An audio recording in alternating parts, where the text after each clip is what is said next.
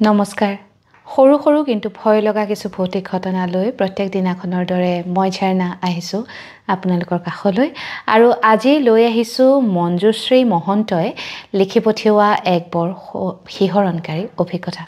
এই অভিজ্ঞতা আপোনালোকৰ আগত ব্যক্ত কৰাৰ আগতে অনুৰোধ কৰিছোঁ যদিহে আপুনি মোৰ ইউটিউব চেনেলটো এতিয়া ছাবস্ক্ৰাইব কৰা নাই, যদি বেয়া নাপায় ছাবস্ক্ৰাইব কৰি থ'ব, ইনষ্টাগ্ৰামত থকা একাউণ্টটো ফ'ল' কৰিবলৈ নাপাহৰিব আৰু ফেচবুকৰ পেজখনো যদি এতিয়ালৈকে ফ'ল' কৰা নাই তাকো কৰি থ'ব, যাতে মোৰ ভিডিঅ'বোৰ অহাৰ লগে লগে আপোনালোকে এটা নটিফিকেশ্যন পায়।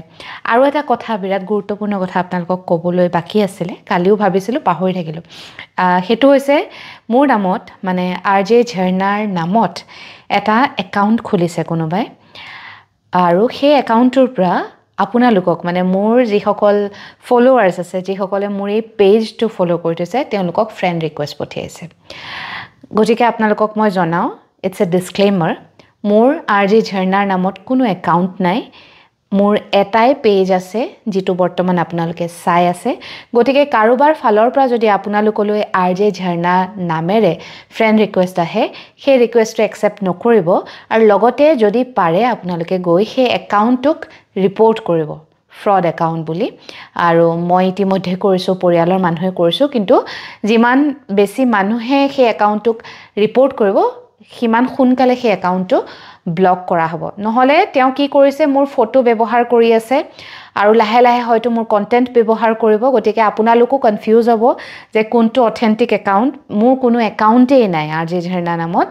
RJ ঝৰ্ণা বোলা এইটোৱে একমাত্ৰ পেজ যিটো বৰ্তমান আপোনালোকে চাই আছে। গতিকে অনুৰোধ কৰিছোঁ, RJ ঝৰ্ণা টাইপ কৰি যিটো একাউণ্ট আপোনালোকে পায় সেই একাউণ্টটোক ৰিপৰ্ট কৰিব, সেইটো এটা ফ্ৰড একাউণ্ট। এতিয়া পলম নকৰোঁ, আগবাঢ়োঁ মঞ্জুশ্ৰীৰ অভিজ্ঞতাৰ ফালে। এইটো আচলতে তেওঁৰ অভিজ্ঞতা নহয়, তেওঁ খুৰা ককাকৰ অভিজ্ঞতা। আজিৰ পৰা বহু বছৰৰ আগৰ কথা। মানে মঞ্জুশ্ৰীয়ে তেওঁৰ দেউতাকৰ পৰা শুনিছে। দেউতাকে খুৰা ককাকক, মানে দেউতাকৰ খুৰাক আছিলে, তেওঁক বৰ ওচৰৰ পৰা পাইছে। গতিকে তেওঁৰ অভিজ্ঞতা এটা আজি মঞ্জুশ্ৰীয়ে শ্বেয়াৰ কৰিছে। মঞ্জুশ্ৰীহঁতৰ ককাকৰ ঘৰখন এখন বিৰাট মানে প্ৰতিপত্তি সম্পন্ন গাঁৱৰ ঘৰ। ককাক এজন মানে হেৰি আছিলে, কি কয়, ডাঙৰ মানে খেতিয়ক আছিলে আৰু তেওঁ বহুত বাণিজ্য কৰিছিলে, বহুত বেপাৰ কৰিছিলে। গতিকে গাঁৱত তেওঁলোকৰ মানে প্ৰতিপত্তি বহুত বেছি। তেওঁলোকৰ ঘৰত হাতীও আছিলে।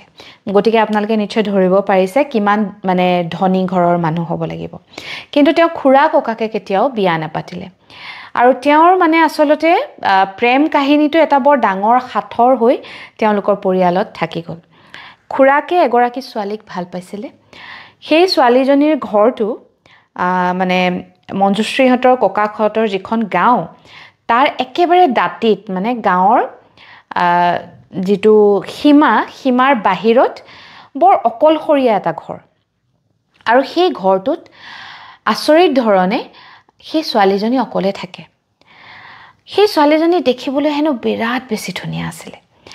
তেওঁক কোনো বন্ধু বান্ধৱো নাছিলে। তেওঁ কেৱল গাঁৱৰ এটা ৰাজহুৱা পুখুৰী আছিলে, সেই পুখুৰীটোত পানী তুলিবলৈ আহে আৰু কেতিয়াবা মাছ মাৰে। সেই ছোৱালীজনীক মঞ্জুশ্ৰীৰ খুৰা ককাকে প্ৰথম দেখাতেই ভাল পাই পেলাইছিলে।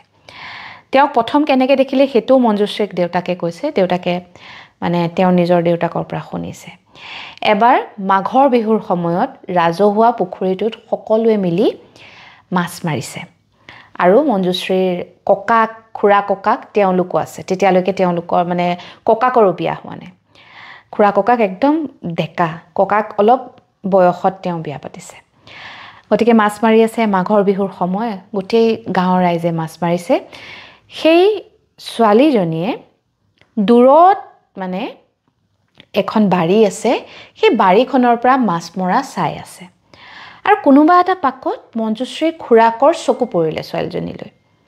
ছোৱালীজনী পিন্ধনত একেবাৰে সাধাৰণ এযোৰ চাদৰ মেখেলা, কিন্তু যিটো ব্লাউজ তেওঁ পিন্ধি আছে সেইটো একদম মুগাৰ ব্লাউজ।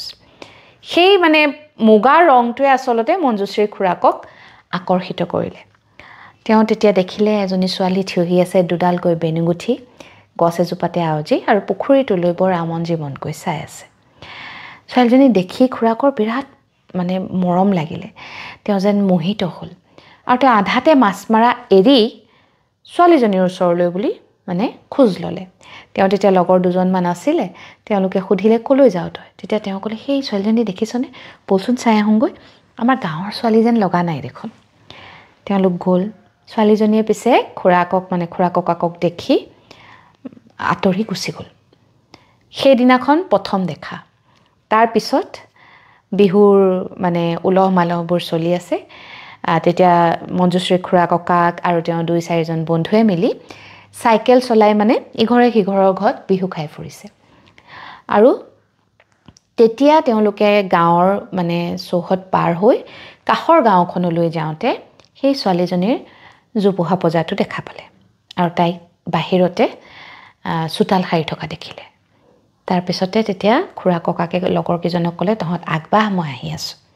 সেইবুলি তেওঁ ছোৱালীজনীৰ পদূলিতে ৰৈ তেওঁক নাম সুধিলে নামটো তেওঁৰ হেনো মালতী আছিলে আৰু লাহে লাহে তেওঁৰ মানে চিনাকিবোৰ বাঢ়িলে তেওঁলোকে অকলে লগ কৰা হ'ল তাৰপিছত লাহে লাহে মঞ্জুশ্ৰীৰ ককাকে কথাটো গম পালে যিহেতু তেওঁলোক বিৰাট ধনী ভায়েকৰ বিয়াৰ বয়স হ'ল ইতিমধ্যে মঞ্জুশ্ৰীৰ ককাকৰো বিয়া হ'ল আৰু ভায়েকৰ বিয়াৰ কাৰণে তেওঁলোকে ছোৱালী চাবলৈ ল'লে প্ৰায় 3 বছৰমান পাৰ হ'ল তেওঁলোকৰ প্ৰেম তেতিয়া একেবাৰে মানে তুংগত অকলে তেওঁলোকে লগ কৰে পুখুৰীৰ পাৰত কেতিয়াবা সন্ধিয়া সময়ত তেওঁলোকৰ পদূলি মুখত ৰৈ পেলাই কথা পাতি থাকে মানে ছোৱালীজনীৰ ঘৰৰ পদূলি মুখত আৰু খুৰাকে জানে ছোৱালীজনীৰ অৱস্থা মাক দেউতাক নাই তাইক খুজি মাগি খায় আৰু যেতিয়া ককাকে মানে যেতিয়া খুৰা ককাকৰ বিয়াৰ সময় হৈছে ওচৰ পাজৰৰ গাঁৱৰ জমিদাৰসকলৰ জীয়েকৰ প্ৰস্তাৱ আহিছে আৰু মঞ্জুশ্ৰী ককাকো জমিদাৰ আছিলে গতিকে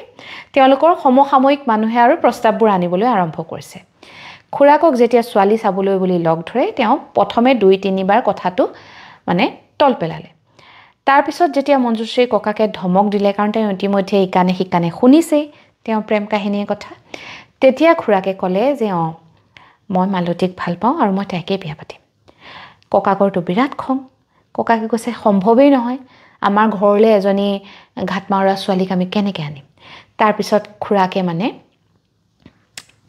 প্ৰতিবাদ কৰা আৰম্ভ কৰিলে আৰু তাৰপিছত তাইক মানে ছোৱালীজনীকো ক'লে কথাটো যে এনেকৈ তেনেকৈ মালতীক ক'লে যে আমাৰ ঘৰত কথাটো মানা নাই মই তোমাক পলুৱাই আনিম কিন্তু বিয়াৰ কথা কোৱাৰ পৰা মানে মালতীয়ে খুৰাকৰ পৰা অলপ আঁতৰি থকা হ'ল লগ ধৰিবলৈ গ'লে তেওঁ লগ নধৰে কেতিয়াবা গা বেয়া বুলি কয় কেতিয়াবা মানুহে দেখিব বুলি কয় আৰু তেওঁ মানে আঁতৰি থাকে তাৰপিছত খুৰাকে তেতিয়া মানে বৰ জোৰ কৰিলে যে মই দিন এটা ধাৰ্য কৰিলে লগৰ কেইজনমানৰ লগত তেওঁ দিনটো ধাৰ্য কৰিলে আৰু তাৰপিছত তেওঁ ক'লে যে তোক মই পলুৱাই নিম সেইদিনাখন তই মানে সাজু থাকিবি তই মোৰ লগত পলাই যাব লাগিব সেই নিশাটো মঞ্জুশ্ৰীৰ খুৰা ককাকে ছোৱালীজনী পলুৱাবৰ কাৰণে মানে যুজা কৰিলে লগৰ দুজনক ক'লে ক'ৰবাত বেলেগ এখন গাঁৱত এঘৰ মানুহ ঠিক কৰিলে গতিকে সাজু তেওঁ নিশা প্ৰায় 10:30 বজাত ঘৰৰ পৰা অকণ খোজকাঢ়িবলৈ বুলি ওলাই যাওঁ বুলি তেওঁ ওলাই আহিলে চাইকেলখন লাহেকৈ লৈ পেলাই আহি দেখিছে ঘৰটো একটু ভঙা চিঙাই আছিলে ঘৰটোত মানে মানুহ থকাৰ কোনো চিন চাবেই নাই ছোৱালীজনীটো দূৰৰে কথা তেওঁ গোটেই নিশাটো তাত ৰৈ থাকিলে কিজানি মালতী ওলাই আহিব তাইক মই ল'ম লৈ পেলাই যাম লগৰ কেইজনেও এটা সময়ত অতিষ্ঠ হৈ নিজৰ ঘৰলৈ গুচি গ'ল তেওঁ একদম ৰাতিপুৱালৈকে তাতে থাকিলে তাৰপিছত যেতিয়া মালতীক নাপালে তেওঁ ঘৰলৈ উভতি আহিলে তাৰপিছত কিমান দিন যে তেওঁ মালতীৰ ঘৰলৈ গৈছে পুখুৰীৰ পাৰত চাইছে পিছফালৰ বাৰীত চাইছে তাই যদি ক'ৰবাত আছে কিবা আছে তাই কোনো চিন চাবেই নাইকিয়া হ'ল তেতিয়া তেওঁ নিজৰ গাঁৱৰ মানুহেতো তাইক চিনিয়ে নাপায় কাৰো লগত দেখাই নাই কাষৰ গাঁওখনত খবৰ কৰিলে যে এই ঘৰটোত থকা ছোৱালীজনী ক'লৈ গ'ল তেতিয়া কাষৰ গাঁৱৰ মানুহে ক'লে এই ঘৰটোততো কোনো ছোৱালী নাথাকে এগৰাকী আছিলে আজি বহু বছৰৰ আগতে তেওঁ ঢুকাইছে নৰিয়াত পৰিছিলে কোনো নাছিলে ঘৰতেই তেওঁ সেই জোপোহাটোতেই বেমাৰ হৈ কেতিয়া ঢুকালে কোনেও গম নাপায় তাৰ পিছত যেতিয়া মানে জোপোহাটোৰ পৰা মানে গেলা গোন্ধ ওলাইছে শৰীৰ পচি যোৱাৰ তেতিয়াহে মানুহে কুচকাবাজ কৰি গম পাইছে যে সেই ঘৰটোত থকা ছোৱালীজনী ঘৰৰ ভিতৰতে ঢুকাই আছে তাৰ পিছত গাঁৱৰ মানুহে মিলি যেহেতু তেওঁৰ কোনো নাছিলে গাঁৱৰ মানুহে মিলি যে সেই বাৰীখনৰ এটা চুকত ছোৱালীজনী অন্ত্যেষ্টিক্ৰিয়া সম্পন্ন কৰিলে সেই কথাটো শুনাৰ পিছত মানে মঞ্জুশ্ৰীৰ খুৰা ককাকৰ যি অৱস্থা সেই অৱস্থা মানে পানীত হাঁহ নচৰাৰ দৰে হ'ল তেওঁ বিয়াটো পতা দূৰৰে কথা তেওঁ বহু দিনলৈ বলিয়াৰ দৰে অনাই বনাই ঘূৰি ফুৰিলে কেৱল মালতীক বিচাৰি বিচাৰি আৰু মৃত্যুৰ শেষ মুহূৰ্তলৈকে তেওঁ কেৱল মালতীৰ কথাকে কৈ থাকিলে মঞ্জুশ্ৰীৰ ককাকতকৈ খুৰা ককাক বহুত আগতে ঢুকাইছে আৰু তেওঁ যেতিয়া মানে বৰলা হৈয়ে ঢুকালে তেওঁৰ তেতিয়া মঞ্জুশ্ৰীৰ দেউতাকতে পৰিয়ালৰ বাকী মানুহে যেতিয়া সুধিলে মানে খুৰাই কিয় বিয়া নাপাতিলে তেতিয়া আচলতে মঞ্জুশ্ৰীৰ ককাকে পৰিয়ালৰ সকলোকে এই ঘটনাটো ক'লে এই কাহিনীটো ক'লে নাজানো এইটো এটা ভৌতিক ঘটনা হয় নে নহয় নে এক অতৃপ্ত প্ৰেম কাহিনী কিন্তু যেহেতু পঢ়িলোঁ ভাবিলোঁ আপোনালোককো শুনাওঁ শুনি পিছে কেনেকুৱা পালে জনাবৰ কাৰণে ভিডিঅ'টোৰ তলত কমেণ্ট কৰিবলৈ নাপাহৰিব লগতে আপোনাৰ যদি কিবা অভিজ্ঞতা আছে যেটো আপুনি মোৰ লগত শ্বেয়াৰ কৰিব পাৰে বিচাৰে তেনেহ'লে মোৰ মেছেঞ্জাৰত গৈ এটা মেছেজ কৰিব আৰু যিসকলে সুধি আছে মোৰ কিতাপখন ক'ত পঢ়িবলৈ পাব তেওঁলোকক অনুৰোধ কৰিছোঁ আপোনালোকে যাতে www.rong.digital লৈ যায় আৰু তাত গৈ সৰু সৰু কিন্তু ভয় লগা কিছু ভৌতিক ঘটনাৰ মোৰ প্ৰথমখন সংকলন বিচাৰি তাতে পঢ়িব পাৰিব পঢ়ি পিছে কেনেকুৱা পালে জনাবলৈ নাপাহৰিব আজিৰ এই অভিজ্ঞতা ইয়াতে সামৰিছোঁ কাইলৈ নিশা এক নতুন ঘটনালৈ আপোনাৰ কাষ চাপিম এতিয়ালৈ আহিছোঁ শুভৰাত্ৰি